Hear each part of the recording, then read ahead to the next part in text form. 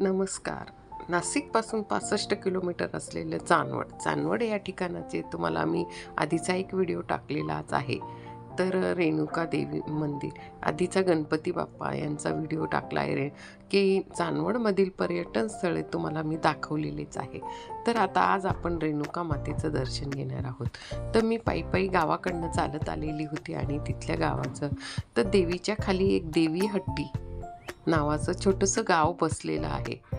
तर ह्या गावात देवीच्या ज्या पायथ्याशी आहे हे गाव आणि त्या गावात गाव आहे देवी हट्टी. तर त्या देवी हट्टीच्या गावातूनच हा रस्ता वर देवीच्या गडाकडे जायला निघतो.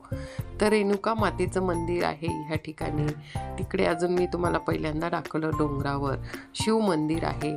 हे बघा, आपण रेणुका मातेच्या मंदिराजवळ पोचलेलो आहोत. पायऱ्यांनी आपल्याला आता वरती जायचं आहे देवीचं दर्शन घ्यायला.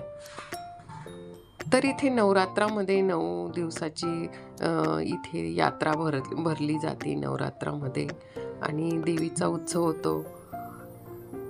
कोजागिरी पौर्णिमेला उत्सव होतो आणि असे बरेच उत्सव इथे ह्या देवीच्या इथे होतात. आणि दर पौर्णिमेला तर ही जी देवीची आहे रेणुका माता, तिचं धड इथे आहे तिचं. आणि माहूरगडावरची जी रेणुका माता आहे तिचंच इथे धड आहे.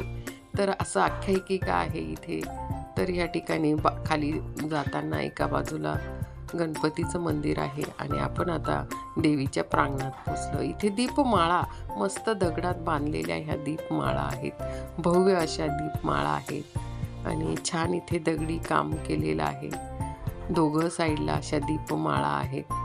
अहिल्याबाई होळकरांच्या वेळेस इथे ह्या देवीची स्थापना झालेली आहे असं म्हणतात. कारण या ठिकाणी जुना हा दरवाजा आहे, दगडी दरवाजा आहे. खूप सुंदर असं हे रेखीव काम बघा, पूर्ण सह्याद्रीच्या डोंगरांमध्ये बसलेलं आहे.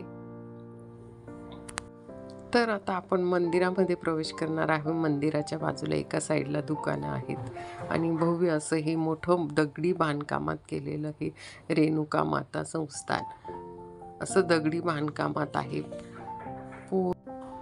आपण आता मंदिरामध्ये प्रवेश करणार आहोत.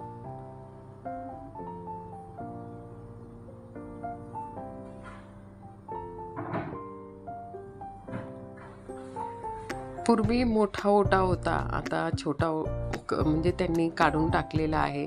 आणि आता हे बघा किती सुंदर असं हे मंदिरामधलं पूर्ण चौकट आहे मध्ये आणि आजूबाजूला पूर्ण असं दगडी बांधकाम केलेलं आहे. आता आपण इथे मंदिरात जाणार आहोत. मंदिरात जाण्यासाठी मस्त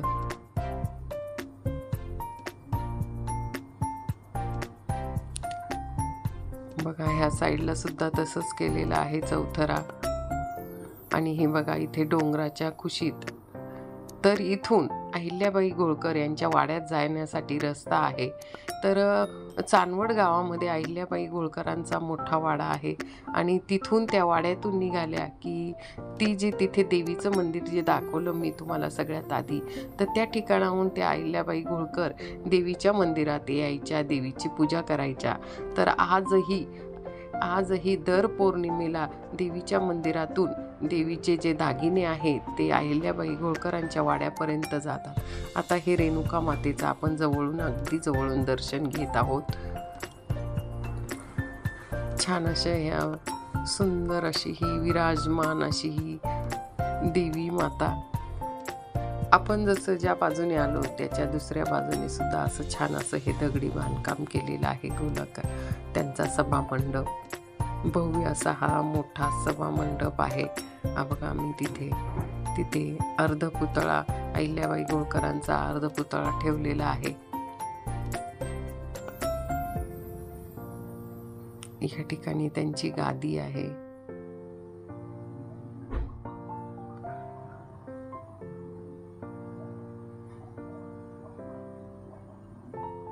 आणि छान असा हा सभामंडप.